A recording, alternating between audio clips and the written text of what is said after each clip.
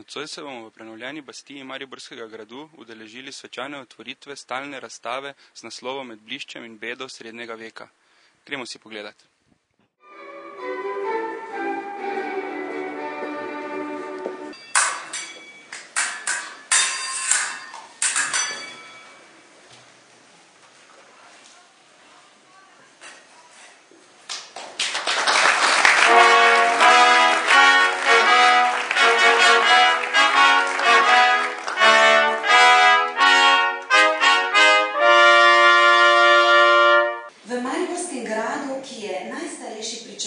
Ekonomskega izobilja srednjeveškega mesta danes hranimo okoli 100.000 muzejskih predmetov.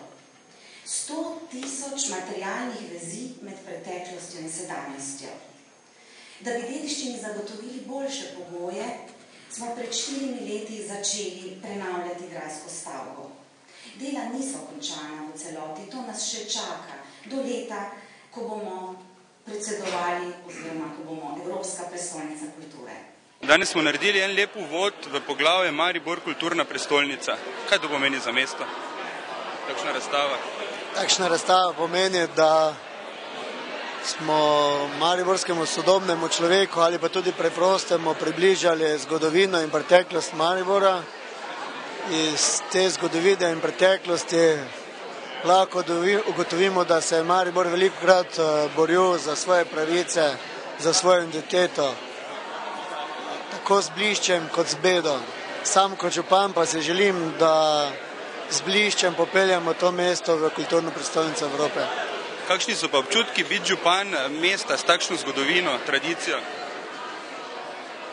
Občutki so dobri, predvsem so zelo pomembni in je to ena velika obveznost za mene pri svojem delu, da spoštujemo preteklost, da ne pozabimo naše zgodovine, predvsem pa, da se zavedamo naših korenin. In tega se kot župan dobro zavedam.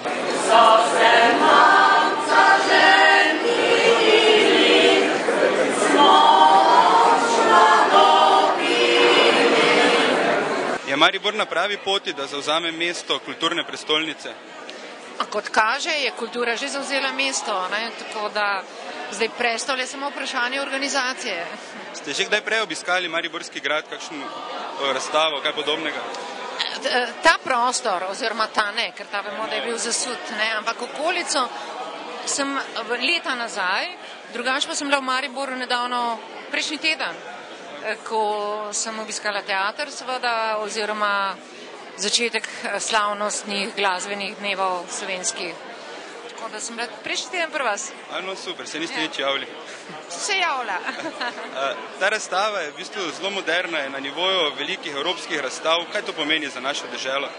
Veste, kako danes ne moreš več delati razstave, ki bi bile narejene na način enciklopedičnega dojemanja snovi. Danes se razstave delajo na način atraktivnega pristopa oziroma takega, kjer se lahko ta edukativni moment tako za mlajše ljudi kot nek drugi bolj šarmanten in odprt način predstavlja in to je pravilo po celem svetu, absolutno.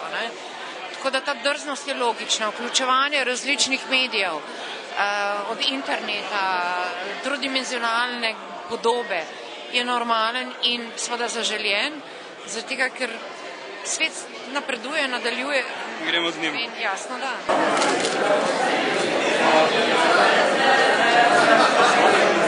Moderna razstava, moderna ministrica. Med bliščem in bedo in srednjem veku je naslov te razstave, vi pa krojite blišč in bedo 21. stoletja. Pa me zanima, po čem bi želeli, da se vas prihodnji rodovi spominjajo, ko bodo odpirali podobne razstave? Predvsem po tem, da sem naredila nekaj dobrega za to državo, da sem se držala svojih načel, da smo pred pravom in pred zakonom vsi enaki in upam, da za svojimi aktivnosti, ki jih izvajam na ministrstvu, bom pustila sled v tej smeri. Kaj boste pa povedali prijateljicam o tem dogodku oziroma kakšni so vtisi? Zelo lepa razstava, ki je bila upeljana z enim prijetnim, kratkim kulturnim dogodkom. Sicer pa je zanimivo upogledati toliko različnih plati nastavkov tega mesta, od tega, kako se je trgovalo, kakšne so bile gostilne, pa do tega, kako se je sodilo. No, seveda meni je bila zanimiva tudi primerjava med srednjeveškim oklepom in novodobno policijsko zaščitno opremo. Kaj ste ugotovili? Če dobro pogledaš, zasnove so enake, barve so druge, pa bistveno drugačni.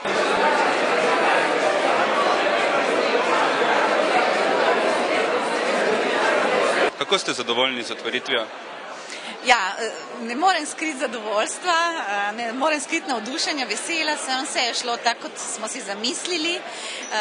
Sreča je bila na naši strani, nič se ni zalomilo, tako da sem vesela.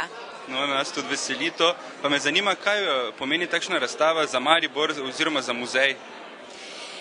Veste kaj, ta razstava je zelo pomembna za Maribor, zaradi tega, ker je srednji vek čas, ko se je formiralo mesto in vsak dan je dobro vedeti, kje imaš svoje korenine in vsak dan imaš to možnost, da prideš v muzej in da to preveriš.